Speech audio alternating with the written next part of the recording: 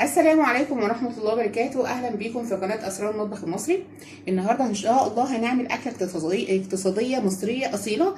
هنعمل الكشري بكل تفاصيله وكل تركاته، كل حاجة فيه تفصيلة عاملاها لك بكل حاجة فيها. يلا بينا نبدأ الوصفة، بس خليكي معايا واحدة واحدة عشان تعرفي ازاي طلع الشكل بتاعه كده، ونفس الريحه والطعم بتاع بره واحلى بكتير كمان. يلا بينا على طول نبدا الوصفه ونسمي بسم الله ونقول اتعمل ازاي الكشري المصري على اصوله. عندنا ميه المكرونه، حطيت فيها معلقه كبيره من الملح. هنزل بالمكرونه بتاعتي كلها، مكرونه اسباجيتي على مكرونه هلال اللي هي صغيره. نقلب كده، مش هغطي الحله علشان انا مش عايزه المكرونه تتهري مني او تستوي سوا كامل. هسويها 3/4 سوا، يعني 9 دقايق من الغليان بتاعها.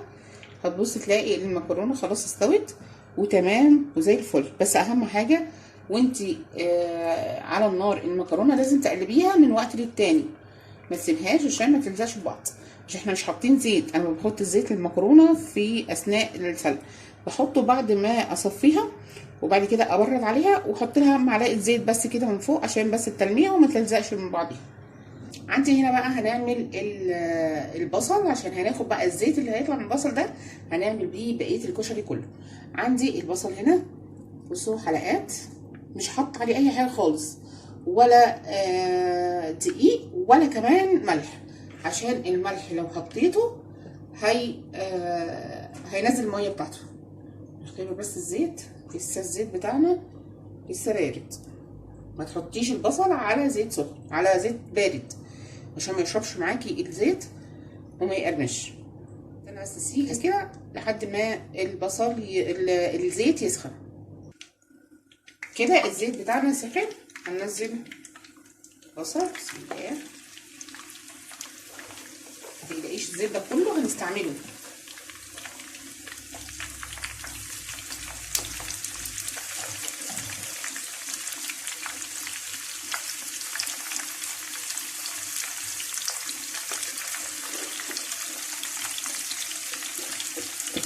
نزل كل الكمية.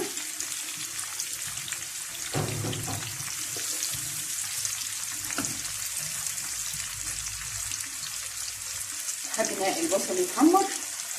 يلا نقطع بقى ايه العيش، عشان هحمر وراه على طول العيش. كده البصل ابتدى يتحمر معانا ويتقرمش. في المرحله دي لازم ايديكي تبقى موجوده فيه كده، ما تسيبوش لحسن يتحرق، ولو اتحرق منك هيدي طعم مراره في الاكل.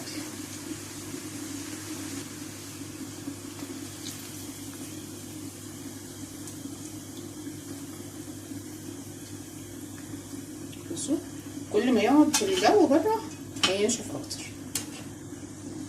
اهم حاجه ما تحطيش ملح عشان ما يجيبش ميته. الميه دي هي اللي بتنشفه، بتخليه ناشف معاكي.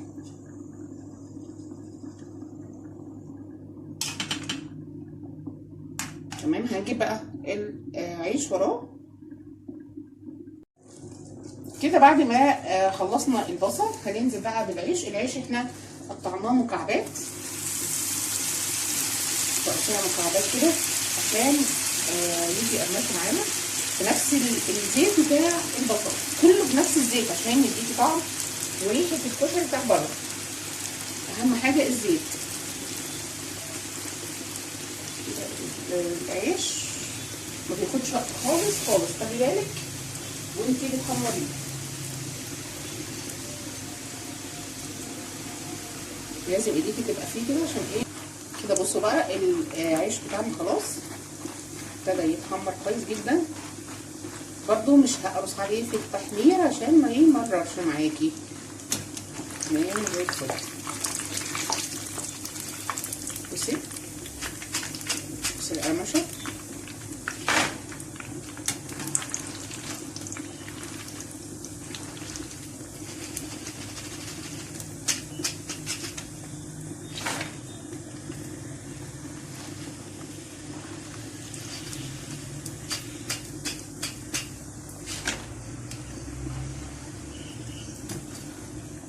نحمر بقى بقيه العيش علشان بقى نعمل بقى الرز والتقليه بتاعتنا والصلصه، عشان انا عارفه الكشري الفيديو بتاعه هيبقى طويل جدا، فبحاول اقصر والله في الوصف. عندنا بقى الحله بتاعت الرز حطيت فيها زيت من اللي انا خدته للبصل، تمام، اللي انا حمرت فيه البصل والعيش، صفيته وهنزل بقى كميه الشعريه بتاعتنا، نص الكميه بتاعت الرز شعريه وعدس، يعني انا هعمل الشعريه مع العدس. هنقلب بس الشعريه كده لحد ما تحمر معانا كده. حمرنا الشعريه تمام، هنزل بقى عليها بالعدس. بص التحمير بتاع الشعريه حلوه جدا كده، ما تخليهاش تغمق معاكي برده عشان ما تبقاش شكلها مش حلو. هنزل بكميه العدس بتاعتي دي حوالي ربع كيلو من العدس على ربع كيلو من الشعريه.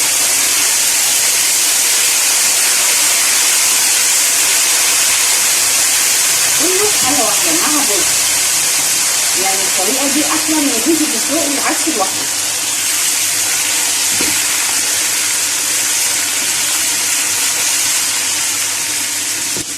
كده حمرنا العدس مع الشعريه، هنزل عليهم بكيلو من الرز.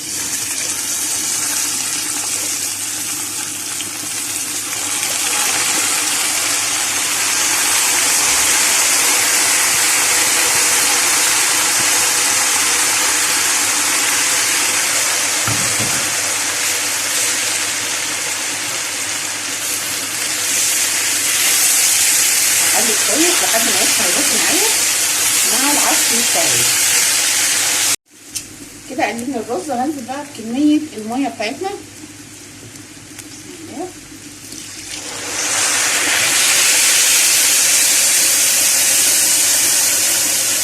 كميه الميه نفس التسويه بتاعت الرز عادي خالص، عشان العدس ما بياخدش معايا سوا، فهياخد نفس التسويه بتاعت الرز. هنملحه بقى ونسيبه لحد ما يتشرب، ونوطي عليه النار زي اي رز عادي. هنحط له بس الملح،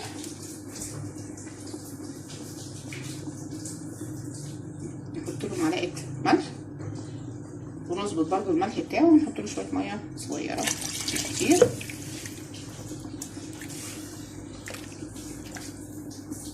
لحد ما يتغطى معانا الرز. خلاص كده تمام، هنغطيه، نظبط الملح ونغطيه، وبعد كده نسيبه بقى يتشرب زي اي رز عادي.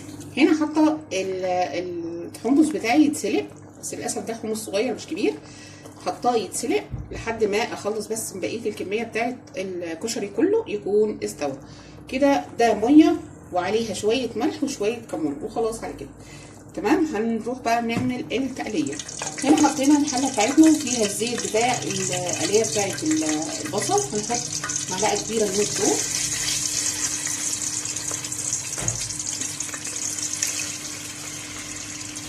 اول معانا الثوم سخن كده مع الزيت، هننزل بمعلقه كزبره ناشفه، معلقه من الكزبره شويه كمان،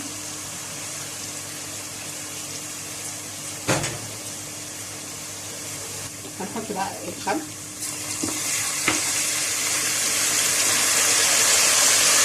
مقدار نص كوبايه من الخل. نستنى بقى الخل بتاعنا يغلي يتفاعل مع الثوم والكزبره. عندي صلصه، هاخد معلقتين كبار من الصلصه هحورها معاها برضه.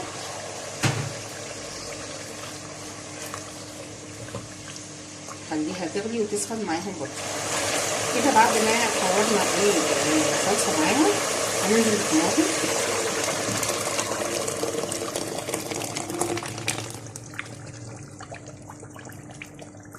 نقلب بقى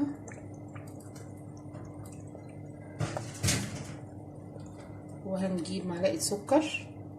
اهم حاجه السكر عشان الخل والسكر يديك التفاعل بتاع الصلصه. نحط معلقه سكر كده صغيره مش كبيره، بس كده هنسيبها بقى تغلي غلوه، وبعد كده هحط لها ملح وفلفل، بس ملح وفلفل فقط، ما تحطيش اي توابل تاني غير ملح وفلفل. الدقه اللي هي على البارد، عندي توم، معلقه توم مهروس كويس جدا، هحط عليه خل نسبه كده يعني نص كوبايه من الخل، عندي كزبره، معلقه كبيره من الكزبره، معلقه من الكمون، معلقه كده ممسوحه من الكمون، وعندي ليمون. عندنا بقى الليمون، عندي 4 ليمونات او 5 ليمونات على حسب ما انتي تحبي تزودي الليمون بتاعك. كده هنعصر الليمون كله،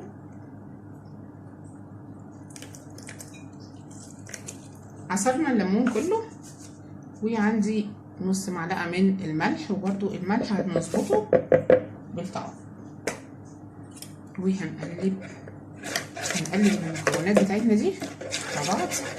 هحط عليها لتر من الميه،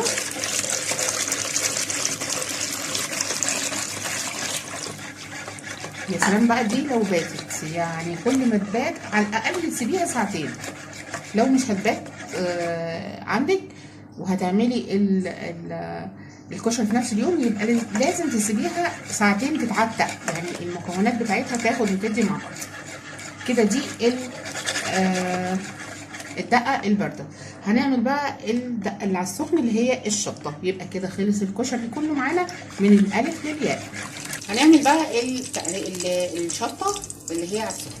عندي هنا مقدار معلقه كبيره من الشطه، حطيت الزيت على النار يتقلب شويه، هنزل بالمعلقه بتاعت الشطه، يعني نحط شويه زيت حلوين، الزيت ده احلى من الشطه نفسه. تمام. عندي هاخد معلقه من الصلصه الطماطم العاديه، هنزل بيها عليها. وعندي تقليه انا حطيت لها ملح وفلفل، نحور بس كده التقليه الصلصه مع الشطه، وخلي بالك وانت بتعمليها عشان الريحه. هنزل عليهم بكفتين 3 كده من التقليه اللي احنا عملناها،